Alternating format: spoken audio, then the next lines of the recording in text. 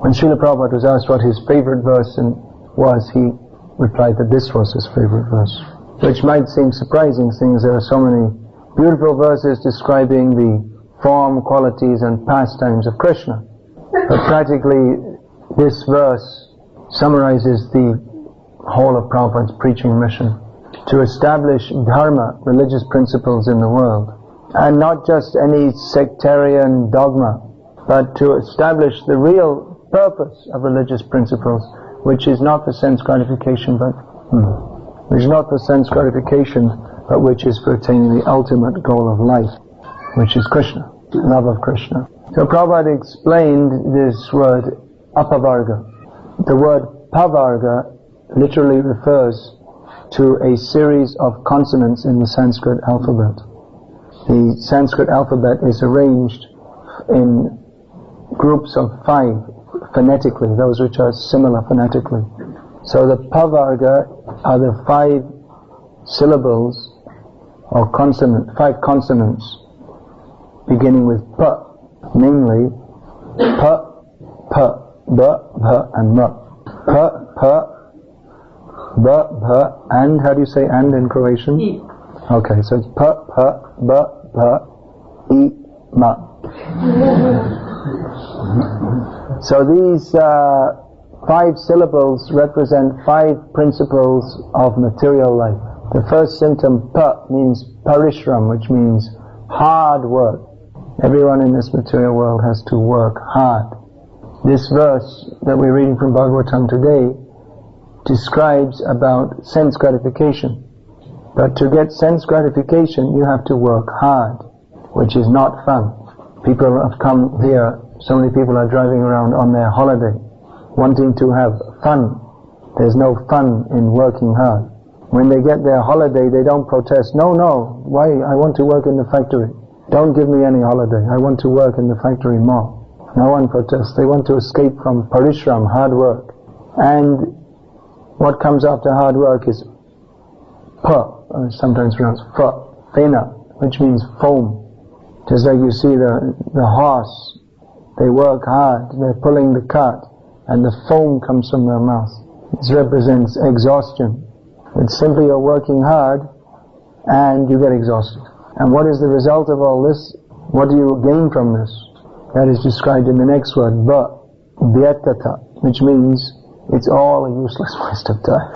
Not only is it a useless waste of time, but bhaya or bhiti means fear. That you're always fearful. That even though you're suffering so much, you're attached to this position. But you're very fearful. You're fearful that others will hurt you, either physically or verbally. And ultimately everyone is afraid of which means mrityu or death. Death is waiting for everybody. So for all your hard work, at the end, what is the reward? You simply have to die. And then when you die, you have to get born again. Simply to struggle and suffer again and again. This is pavarga, material life. So the Srimad Bhagavatam points at the goal of apavarga, which means no pavarga, no material life, freedom from material life. The Srimad Bhagavatam is part of the Vedic literatures, which describe dharma, which is variously translated. Prabhupada generally translates this as occupational duties. In the Vedic way of life, there are 4 principles: dharma, artha, kama and moksha. That means regulated occupational duties. That means regulated by the Vedic injunctions. Economic development, sense gratification, again regulated by Vedic directions, and liberation. So these 4 principles are discussed in this verse. That there are 4 principles: dharma, artha, kama and moksha. So dharma is ultimately meant for apavarga or moksha. By following one's occupational duty, it is expected that he will generate some artha or income. That means that following one's occupational duty means either Brahma Dharma, Kshatriya Dharma, or Vaishya Dharma, or Shudra Dharma, acting according to the rules of one's regulations of one's occupational duty as a Brahman, Kshatriya, Vaishya, or Shudra. So by following these, one will generate income. That is meant for living in this material world and sense gratification. But this verse says that that is not the real goal of dharma. The real goal is to come to the point of apavarga, because economic development and sense gratification, even if regulated by the Vedic directions, simply produce, they're simply causes of hard work. Anyway, say that first part first. They're simply causes of unnecessary hard work, exhaustion, uselessness, fear, and ultimately death. So, although it's generally understood that dharma is performed for the sake of artha, kama, and moksha, this verse says that actually dharma is only meant for moksha. Although artha and kama may be there, they are not very important, they are not to be encouraged. Foolish people who don't understand the real purpose of the Vedas think that the real goal of the Vedas is simply to gain artha and kama. Sometimes it is asked, why do the Vedas put so much emphasis on this if the real goal is apavarga? The answer is that this is for foolish people. Most people are foolish. The essence of the Vedic knowledge is Srimad Bhagavatam. But only those who are more intelligent and fortunate can take to the study of Srimad Bhagavatam. These series of verses at the beginning of the second chapter of the first canto set the tone of the whole Srimad Bhagavatam. It is a very important series of verses. Devotees should study again and again and commit to heart. Now, in the Vedic process, economic development and sense gratification are allowed. Even in the practice of Krishna consciousness, which is meant for developing pure devotional service, that is also allowed to some extent. Now, in one of the important verses previous to this is mentioned about jnana and vairagya, knowledge and renunciation. This is verse number 7, famous verse. Most of these verses are well-known verses. Vasudeve Bhagavati Bhakti Yoga Prayojitaha Janyatya Shuvairagyam Jnanam Chayadahai. To come, you can give the translation. So here, vairagya, detachment, this is mentioned. So if there is the sense of, if knowledge and detachment are being recommended, then why should there be any question of economic development or sense gratification? But it's understood that even in Krishna consciousness, which is the topmost path of the Vedic knowledge, which is being offered in the Srimad Bhagavatam, even then, not everyone can come to the highest stage immediately. The Srimad Bhagavatam is known as Paramahamsa Samhita, Srimad Bhagavatam Puranam Amalam Yad Vaishnavanam Priyam Yasmin Paramahamsam Ekalam Jnanam Param Giyate. This Srimad Bhagavatam is the spotless Purana, and thus is very dear to the Vaishnavas. It is very much appreciated by Paramahamsas, because in this Srimad Bhagavatam the topmost knowledge of the purpose of life is given. So this is especially meant for the Paramahamsas, but is also meant for those who aspire to be Paramahamsas. If everyone was a pure devotee, they wouldn't be here anyway in the first place. So there are stages in advancement in Krishna consciousness. So even in Krishna consciousness, especially within the Grihastha ashram, some activities for economic development, they're also required. And some interaction of the senses with the sense objects must always be there. Someone, our Elvis, was wearing a t-shirt saying no sense gratification.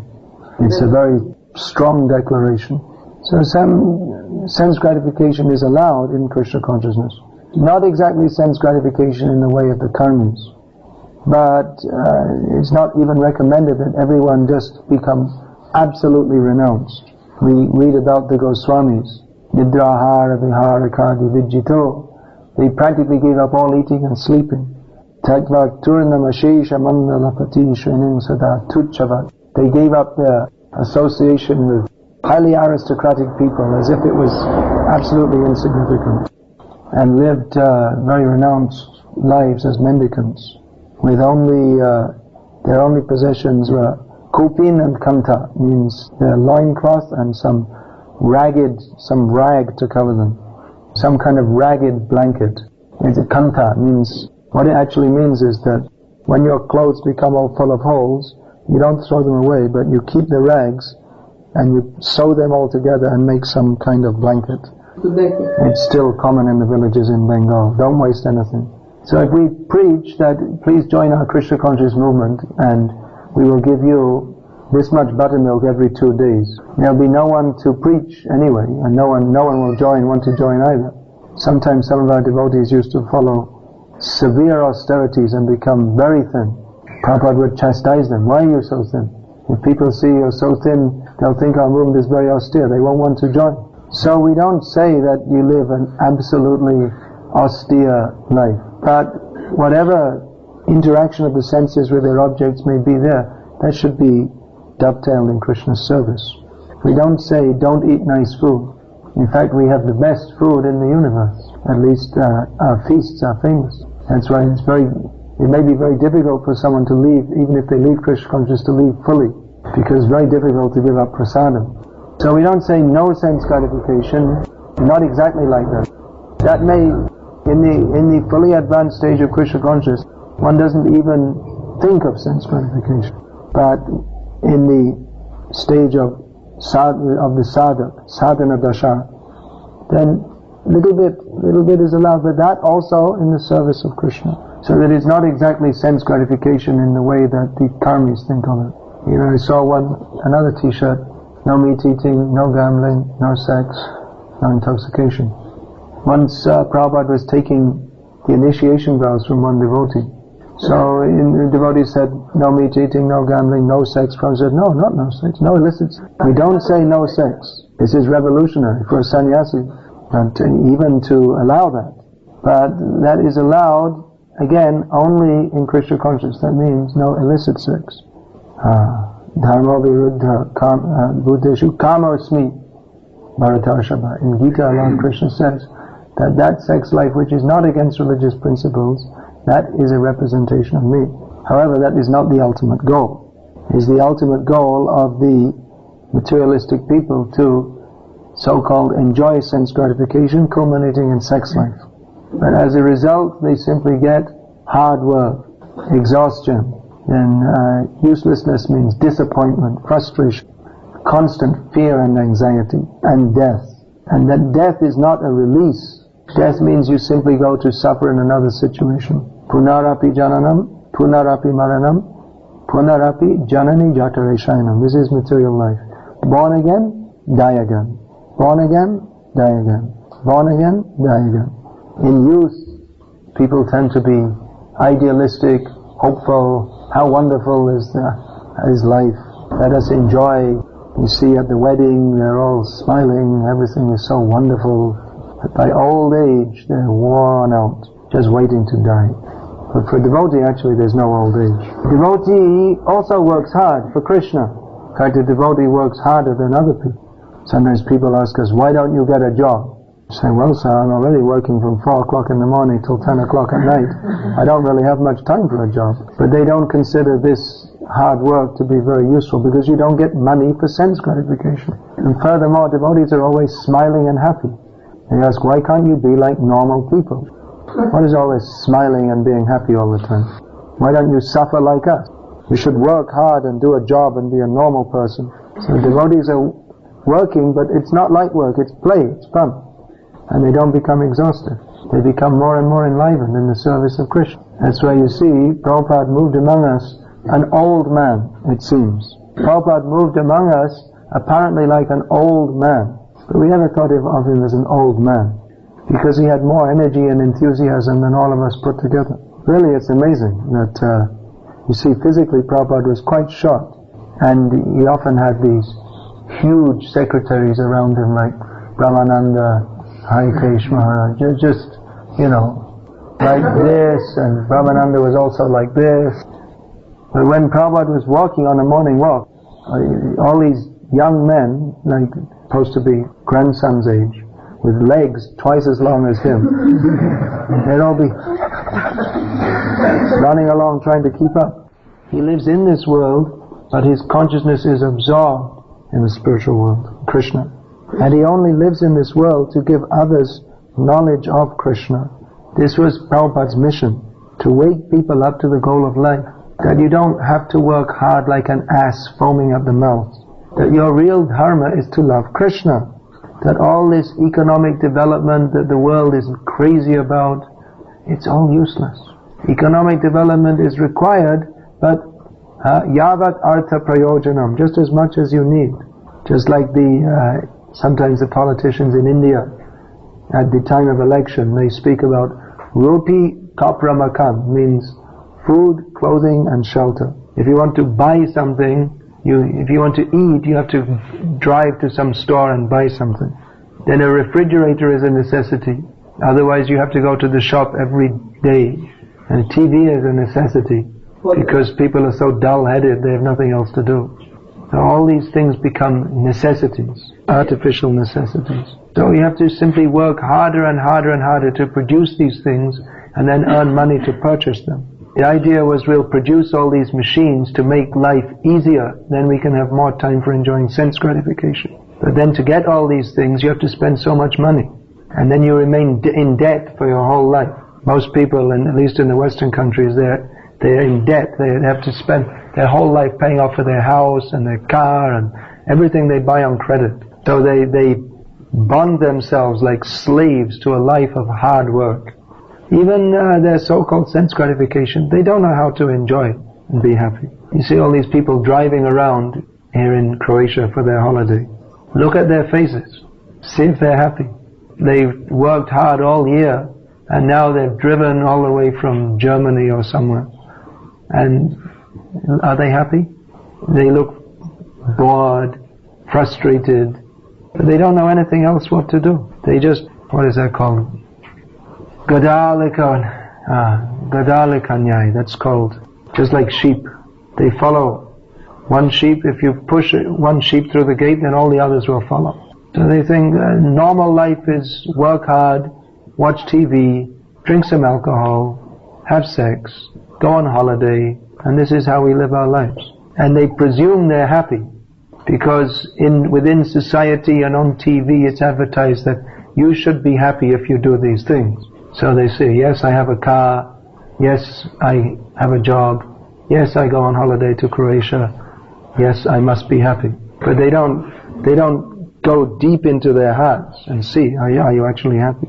Even they're so much frustrated, they think, well, I'll take some more drinks, or maybe I need a new wife, I've had enough time with this one, or I should go to a psychologist and get some drugs, and that will make me happy. Yeah. Psychiatrist. If you're too much nervous, they'll give you something to relax you, and if you're depressed, they'll give you something to make you more active. So all the problems of life are solved. You see, well, if you're feeling unhappy, you just go to the doctor, they'll give you some pills. They'll make you happy. And there's all kinds of videos, any kind of entertainment you can get, you can watch it. So many kinds of entertainment. Happy life. Unfortunately, people are not happy. But they're so dull-headed, it's like you're not even allowed to think, am I happy or not? You just presume, yes, I am happy. This gross sense gratification and TV just makes people very dull-headed. That's maybe one reason why we find here in the ex-Soviet bloc, I hope you don't mind me calling you part of that many people are taking to Krishna consciousness, because they haven't been so much bombarded by gross sense gratification. Intelligence is not totally dull, and the brain is not overloaded with so many different kinds of sense gratification and information. So the intelligence is still a little bit clear. So when we present the message of Krishna consciousness, people can take to it more easily. You're probably seeing in the last few years since the world opened up how life is becoming more and more complex, isn't it? What do you think? You notice? Or if you go in the city, then the people their mentality is more complex than in the country. Certainly if we go in countries where the economy is so-called more developed, like England, Germany, America, people's mentality is very, very complex. Whole society is very, very complex. They're producing goods in one country, or taking raw materials from one country, exporting it to another country, then manufacturing it, exporting to another. Very, very economically complex, psychologically complex, very, very complex society. People become so much absorbed in these complexities, they cannot even think, what is the purpose of life? They don't even think that there's any purpose. It's simply, we're here now, enjoy. So much pressure to enjoy the senses. Advertisements everywhere, enjoy this, enjoy this, enjoy this, enjoy this. And without spiritual knowledge, people, they think, yes, I shall enjoy. Yes, I shall enjoy. Overwhelmed by this pressure for sense gratification. So by distribution of these books and by preaching of Krishna consciousness, the Krishna consciousness movement is supposed to give a completely new paradigm to human society. That human life is not meant for this. This is not advanced. See, Prabhupada was never impressed by this. Prabhupada said that so many Swamis came from India to America, and they all started off by praising that, oh, you are very advanced. Prabhupada said, I started off by saying they are all rascals. Prabhupada, he saw the coast, the skyline when he arrived at Boston Harbor. He saw so many big industrial enterprises. And in India, they're advertising that this is the perfection of life, to develop industry. But Prabhupada wasn't at all impressed.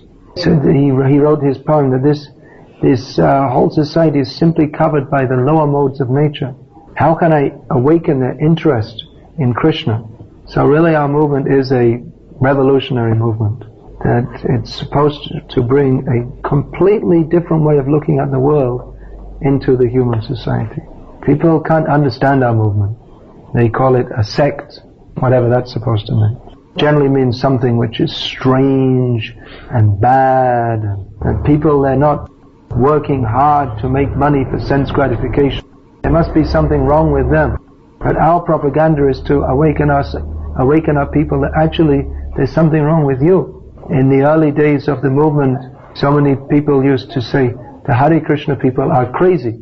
Why should they walk around the street in it looks like some orange bed sheets and shave their heads? Now it's a fashion, but in those days it wasn't. And some funny marks like this, and singing, and very strange. Many people said they're crazy. If you don't understand something, you just say crazy, and then you don't have to think about it anymore. Prabhupada wrote an essay, Who is Crazy? And he pointed out that actually Hare Krishna people are not crazy, but everyone else is crazy. And if you simply live your life working without knowing what is the purpose of life, and you say, well, I just want to be happy in this world, I'm working so I can be happy, but you're not happy even now. So who's crazy? You want to be happy, but you're not happy. So we are thinking so much deeply about the purpose of life and understanding who is Krishna. If you don't recognize the existence of God, then you're crazy. And that doesn't mean just lip service, give us this day our daily bread. Understanding the reality of God's existence, one should dedicate one's life to Him. So even sometimes we want to be recognized as a bona fide religion. But according to this verse of Bhagavatam, we're not even a bona fide religion. Because a bona fide religion means praying to God for daily bread. Normal religion in this world means, dear God, you're very great. Your purpose is to fulfill my sense gratification. Do it. This is considered religion. But Krishna consciousness has a completely different concept.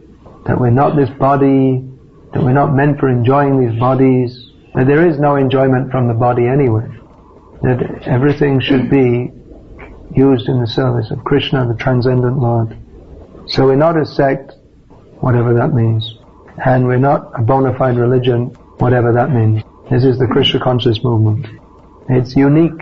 It's not that, well, there's Jews and Christians and Orthodox and Protestant, and there's also Hare Krishna.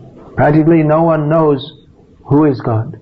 Even though they may, as a sake of formality, practice religion, they don't know who is God, and they don't want to know who is God. Their purpose of life is to enjoy sense gratification. But in Krishna consciousness, the idea that we shall enjoy this material world is rejected from the very beginning. Although devotees actually do enjoy. They're the only happy people in the world. They're happy how? By chanting Hare Krishna. Chant Hare Krishna and be happy. This is our motto. So you may wonder, well, how is that? However or why ever, it's a fact. If you chant Hare Krishna, you'll be happy. If a devotee is not happy, there's something, if he's morose, something wrong. He's not properly chanting Hare Krishna. It means he must be meditating on sense gratification. But if we're actually chanting Hare Krishna, then we must be happy. Because if we're chanting Hare Krishna, we're praying to Krishna, and Krishna reciprocates. Very simple formula, how to be happy. You don't need a BMW car, you don't need a villa on the sea coast. You may have these things. We're not saying you don't have to, you can have them all. But you don't have to have this. What we really need is Krishna. So this is one of the key verses of Srimad Bhagavatam, which sets the tone for the whole Bhagavatam. Prabhupada said it was his favorite verse, so we shall try to enter into the spirit of this, that all activities are meant ultimately to satisfy Krishna, not for sense gratification. Is there any question, please? You can do, but then you can have to say it again in Croatian. So the some people would like to preach that it's lack of our Krishna consciousness if we don't have enough money, if we don't have money at all. And they say, oh, that's Protestantism. and they say where is Krishna, there is Lakshmi. And so if we don't have money, we are not Krishna conscious. Can you say something about that? Well, now I know why I never had any money all these years. This is the answer. What should I do? Chant some more rounds. Give me money, give me money. Give me money, give me money.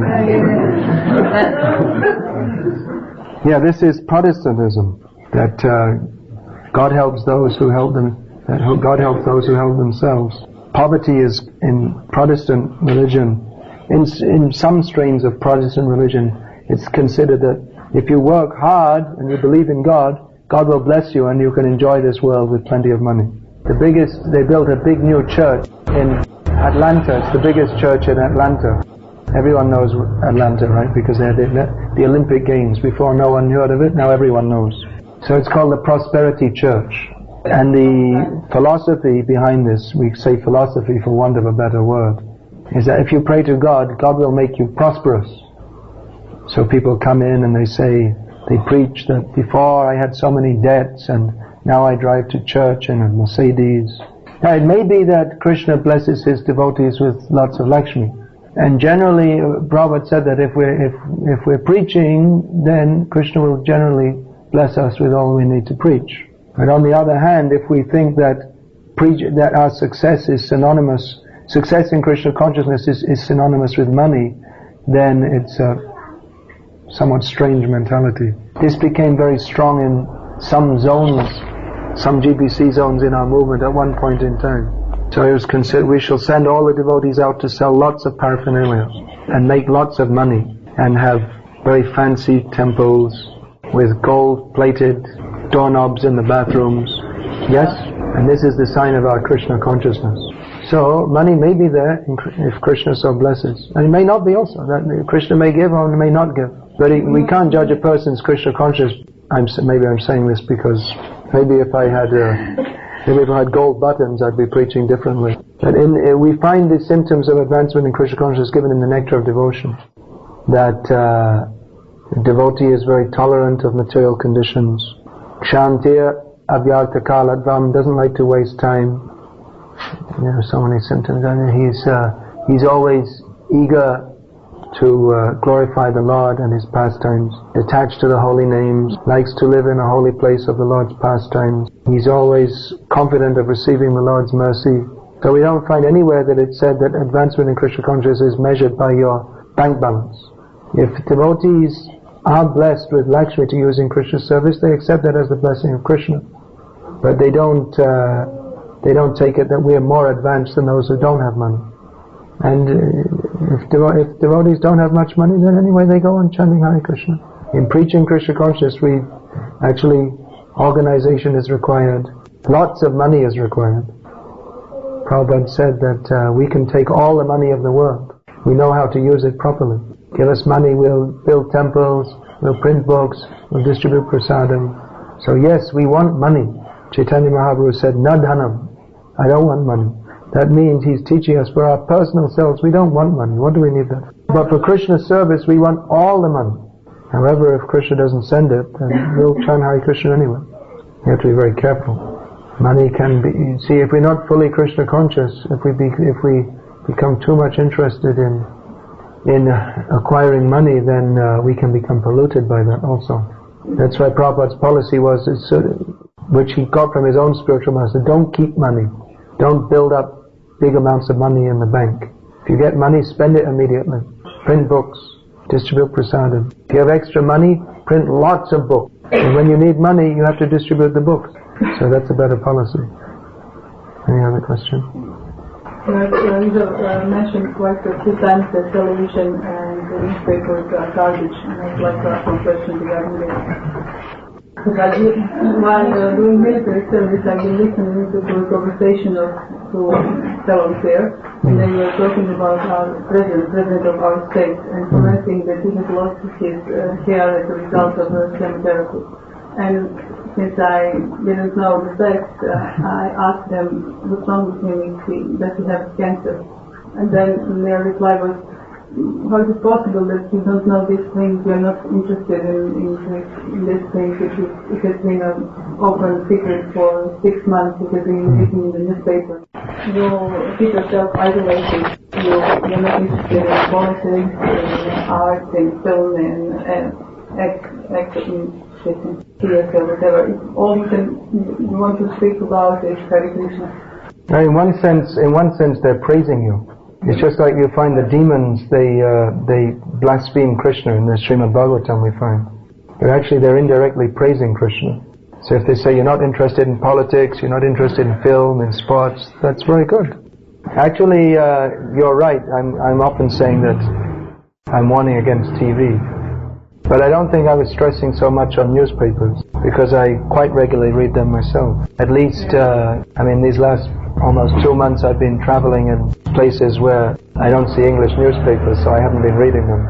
I also had the same experience when I met my father in England. He was surprised that I didn't know that France had won the World Cup and other such important things. I remember also in England the same thing happened to me many years ago.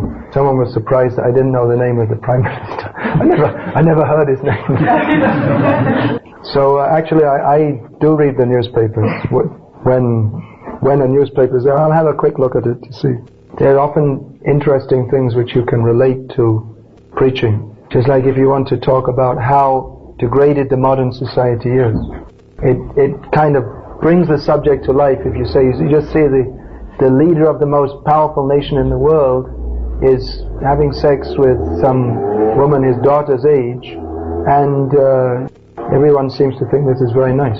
Usually I just look at the newspaper quickly, see the headlines, see if there's anything which is useful for me to read, which usually isn't, and then if there's anything I should read, I read it, and like that, finish 5-10 minutes maximum. If we're preaching, then it's good to keep in touch with these things. But it's not that you should become absorbed in it. For our time, we should rather open Srimad Bhagavatam, become absorbed in that. Hare Krishna. Srimad Bhagavatam ki jai. Srila Prabhupada ki jai.